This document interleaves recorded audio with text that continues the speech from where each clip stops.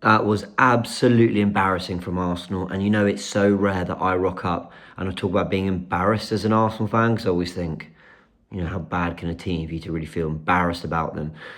Especially when you look at what Arsenal have done for the last 3, 4 years. But tonight, I was genuinely embarrassed by that performance. And it's because of the sloppiness, the lack of concentration, the lack of composure, the lack of heart, the lack of just relax mentality, experience that came through the Arsenal players in that game. Firstly, well done to Manchester United. I think after the goal, they were by far the better team. I think for 30 minutes, we were the better team. We controlled the game nicely. But I think for that last hour and whatever that was, maybe 70 minutes of the game, I thought they were by far the better team, had the game in their control. I don't know where I'm going to take this match report, because I'm not really going to say too much about... Well, I will talk about the goals, obviously. But first, I want to talk about why I'm so disgusted with that Arsenal performance. And again, embarrassed, disgusted. They're very hyperbolic words, like it's just football in the end. But also, it's not just football. Like, it means so much to us and it can leave you that kind of emotion. But with me, it's very rare I have that kind of anger and feeling of frustration towards a performance. Arsenal against Liverpool and against Forest, and in this game as well, showed habits and signs that I think are extremely concerning. Now, in one game, maybe two, you can say you had an off day. You can say the other team were on it and nullified you, and you came up against a good side that knocked you off your best. But newsflash to everyone, there are very good sides in this Premier League. Most teams have a good manager we know of. Most teams have good players we know of. So buckle up. Everyone, every manager, every player, every team is going to have some quality that they can hurt you with and some ideas that are going to try to stop you. So what have you got? You want to be the best of all of them. You want to be at the very top. So what answers have you got for them? At the minute Manchester United hit their stride in that game, we had no plan B. We had no answer. But you know what? That was true of maybe some other games earlier in the season. Like Villa away, we struggled to have an answer. Like others as well, Man City at home. But in these 3 games against Liverpool, Forest and now Manchester United, that's a winnable run, by the way. Liverpool at home, Forest in a relegation battle away, and Manchester United at home. We've picked up 1 point from 9. In all those games, we've been incredibly sloppy in possession. Our composure on the ball has been shocking. So I don't just mean... The sloppiness in possession is overhitting, underhitting passes. But then there's actually when we pass, there's actually when we're looking after the ball, when we're not, when we're turning, when we're not. We are making so many bad decisions. And yes, Zubimendi will get absolutely ripped across social media, and Arsenal fans who are getting their thoughts out will be so angry with Zubimendi for that error because it turned the tide. But they had a counter-attack before that equaliser. And Arsenal were getting counter-attacked on from going 1-0 up and were caused...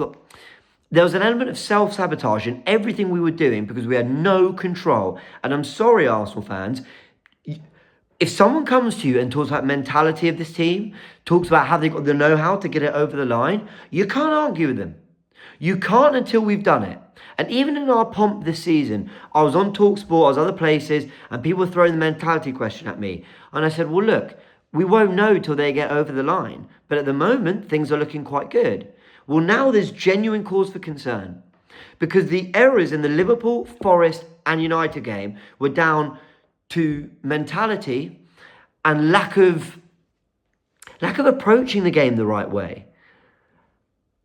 And it's such a shame we're talking about that because in so many ways, Arsenal have approached this whole campaign so well, from the use of the squad to the management of the injuries to the big games to also the games at home. We've largely managed so much of it really, really well. And in these last 3 Premier League games, I thought against Liverpool, we were losing our heads. I mentioned things like trying to pick up Wirtz off the floor, trying to push Bradley off the pitch. There's so many moments where, going down in the box, calling for penalties and no contact. There was moments like the Liverpool game that I thought, oh my word, this is just embarrassing from us. We look like it's a bit too much for us. Against Forest, we looked like we were just really sloppy, just overhitting the ball, making runs we shouldn't make, just whipping the ball into areas with no kind of real threat or quality. And in this game, we looked a mix of all of it, except we came up against a side that were more dangerous and had better ideas of how to hurt us, and they did. Now, I want to say this, right? That Dorgu goal with the 1-2 Bruno Fernandes is outstanding. I'm not that mad at Arsenal for conceding that goal. That goal from Cunha is outstanding. I think Marino loses the duel. We could maybe engage a bit quicker, but it's outstanding.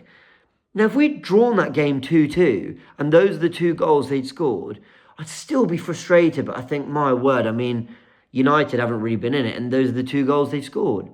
But it's the fact that we were 1-0 up, pretty comfortable from the moment we scored to go 1-0 up, and we start, whacking ourselves in the head.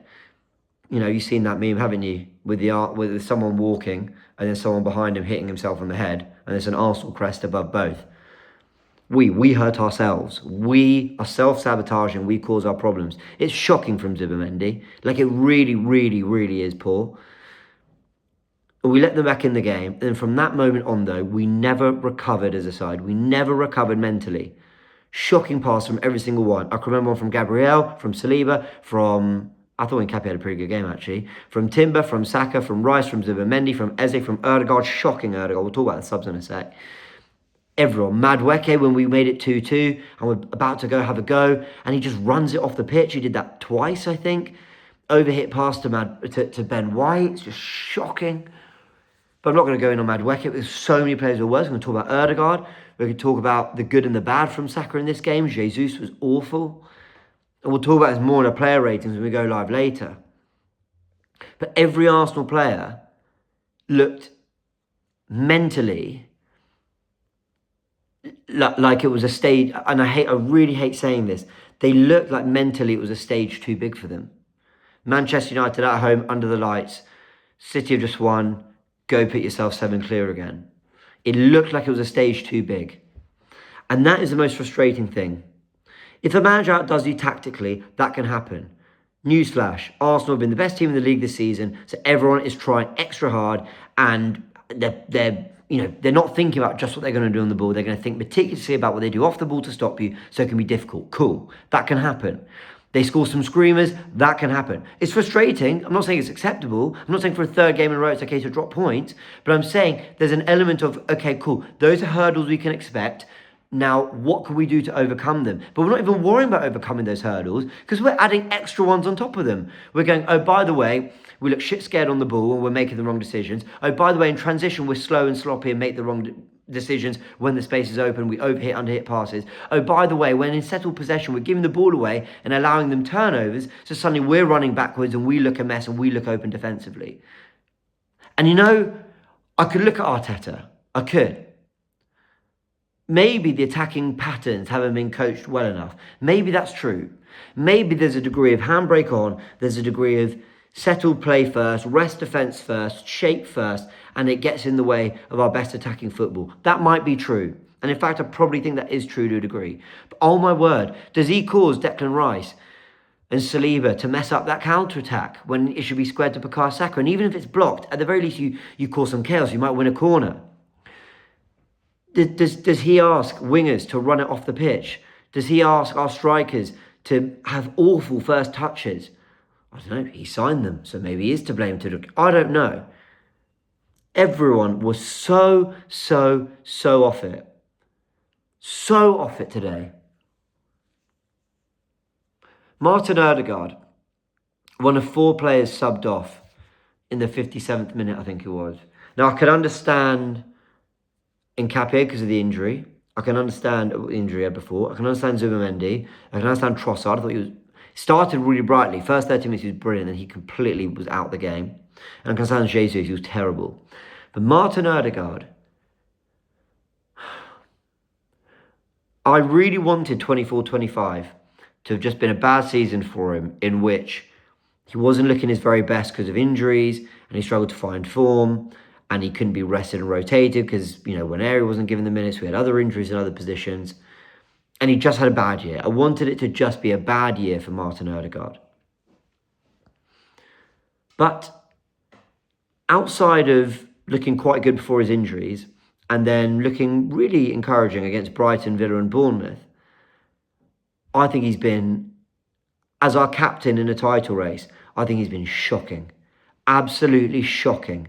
Against Liverpool, not great at Chelsea at all. away at Forest, bullied off the ball, ran all over, utterly. And I've said this before on podcasts, and I said it with Sharoy. I hated it when I played football at school because I was basically told I was too skinny. You're not strong enough. You need to get stronger. And I always thought, get the ball on the floor and play, and this won't matter. That is, if you like, my footballing philosophy, right? If you get the ball on the floor and you play and you move, it doesn't matter how strong you are. But there's got to be an element of holding yourself together, right? And I'm talking football at school here, right? In the Premier League, my word, has there got to be an element of when you at least got the ball, you've got to be strong, or at least learn how to win a foul, or something like that. Martin Odegaard gets bullied off the ball time and time again, but more worryingly, there's nothing in terms of invention, there's nothing skillful, there's nothing clever, there's nothing unpredictable, there's nothing that a player like him should be able to see the game 2-3 steps ahead of others, and we're not seeing anything like that. And then you go, all right, well, as our captain, at least try and drive us forward. And he's not given us that. Declan Rice and Bukayo Saka were miles off their best today. But at the very least, I saw them do things that show a degree of, what's the word? Not rush, but like, what's the word? What's the word when you're in a rush? There's a degree of risk. There's a degree of like, come on, let's get it moving. Why do I forget words? That's so simple. They weren't great. Like I said, they weren't. But at least there was a degree of trying to force the issue. Bukayo Saka's cross into the box from a corner forces the issue. Bukayo Saka's cut to Odegaard that he then kind of puts across goal forces the issue. Bukayo Saka's shot at the near post wins a corner, forces the issue. And he wasn't that great today at all. I thought moving him to the left was a big mistake from Arteta. I will say that. And Madueke, I think, should have gone on the left. So at the very least, if he's driving at players, he can try whipping with his left foot. And Saka was starting to do things out on the right. So I thought that was really strange from Arteta. And I would have brought on Martinelli, but okay. But back to Odegaard. Man, this is our captain. Do you know what? A Bruno Fernandes-Martin Odegaard debate came up in the week. And I found it really frustrating because I think 22-23 Odegaard and 23-24 Odegaard is, maybe not in terms of output, although the output is very good, is as good as anything we've seen from Bruno Fernandes in this league. So when I saw this poll where 90% of people voted that Bruno Fernandes was a better player than Odegaard, I said, well, yes, he is today. I agree with that. And I think his last year and a half has been brilliant, Bruno. And I think his output and his overall impact on United has probably been bigger. But I think if you take their best seasons, I think Odegaard can put up some really, really special campaigns when he's been part of really, really good Arsenal sides. But right now, he looks miles off it. And I saw Bruno, who was very frustrated in that first 30 minutes. Very frustrated. But he didn't stop demanding the ball in tight areas. He didn't stop trying things. He didn't stop taking risks. And he didn't stop running hard and throwing himself about. Even if he got bullied off the ball once or twice by Rice. Even if some fouls didn't go his way. And Odegaard didn't show any of that. Again, I'm looking for that. What's the word? It's not when you're in a rush.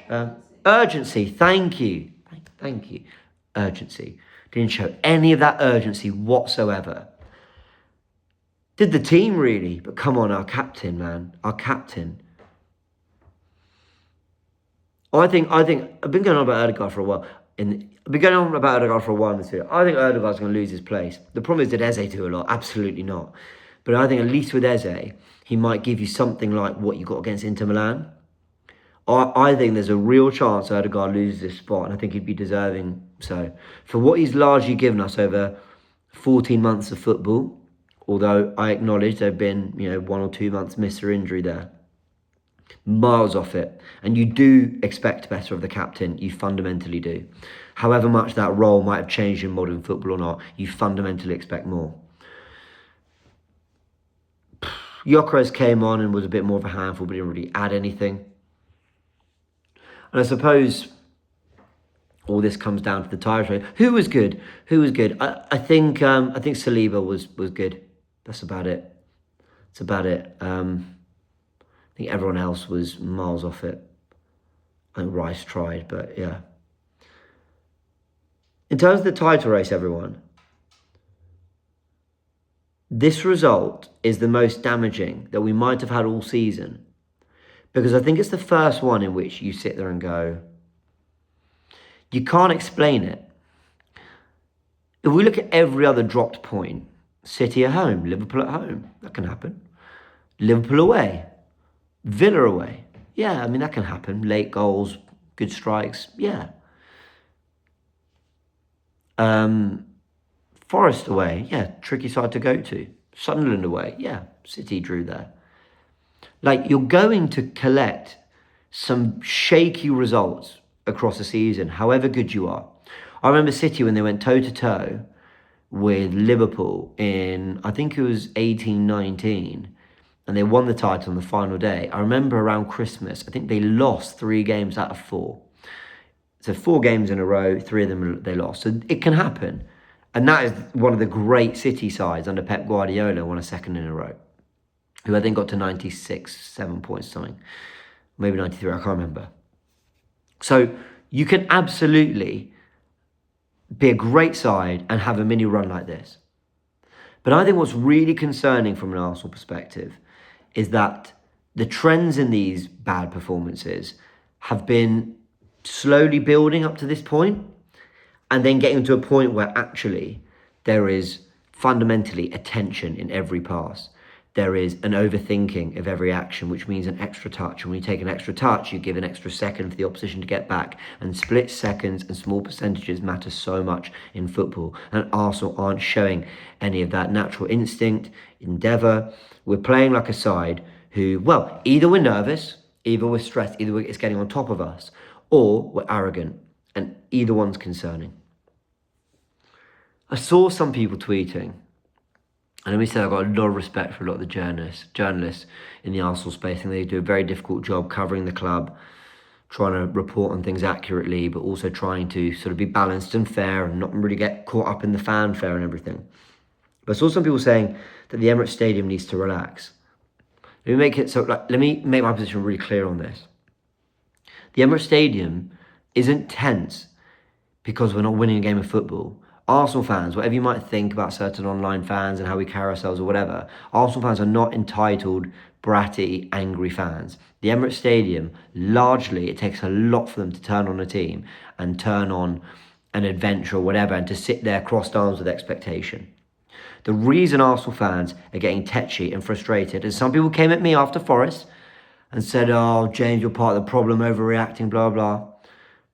The reason Arsenal fans like myself and others maybe in the stadium are starting to feel like this is because we're playing with, like I said, a tension in every pass, a degree of head loss in our actions too many times in games that looks uncharacteristic to the standards we'd set earlier this season. And we're playing like a side that are almost, the lights are a bit too bright. And that is so disappointing because tactically, squad depth-wise, player quality, variety and options to score goals, quality in general, match-winning quality through Trossard, Eze, Saka, the likes, we have got that. Our performances and our halts in point accumulation has not been because other sides have stifled us brilliantly. Yes, there's an element to that, but so much of it has been us self-sabotaging, and it is so frustrating. This might be my longest match reaction yet. I just feel like I'm just ranting and getting off my chest. On the moments, first goal, bit of luck, own goal, great. Our equaliser, set piece, we know we're a problem from that, great. Zubimendi makes a huge error, but you know what? He was one of many. The errors in possession were shocking, but Zubimendi, that is absolutely awful. Should have known just to let it run across his body and lump it down the field. Lord knows we do enough of that. We do enough lumping it down the field. Why was that the one time we didn't do it? Dorgu puts them 2-1 up around the 50th minute. Great goal. A goal like that, fine. Okay, well, they got quality on the pitch. It's a great goal, great strike, well done. And then the Cunha one, I think we could defend that better. But the error in the Cunha one is Saliba's dragged us all the way up the pitch. Roll it to Madueke, who's done some nice work. And he's driving at them, and he just runs it off the pitch. How many times did we carry the ball off the pitch ourselves? So poor. So poor. Mikel Arteta, I hope he does this via the press conference, the post-match interview, and I hope he does this in the change room. There has to be like a rallying cry. Do you want this Premier League title or not? Because if you're getting anxious in January, good luck to you all. If this is the moment, 7 points clear in January, with a couple home games and a relegation threatened side away from home, and that's a bit too much for you, when we rotate in the week against Inter Milan, if that's too much, we've got much bigger concerns. Much bigger concerns. We go away to Leeds next week. That is tricky. And now City go to Spurs with a spring in their step. I think 20 minutes is enough. We'll go through each player individually on the player ratings. Shocking day. Wake up, Arsenal Football Club.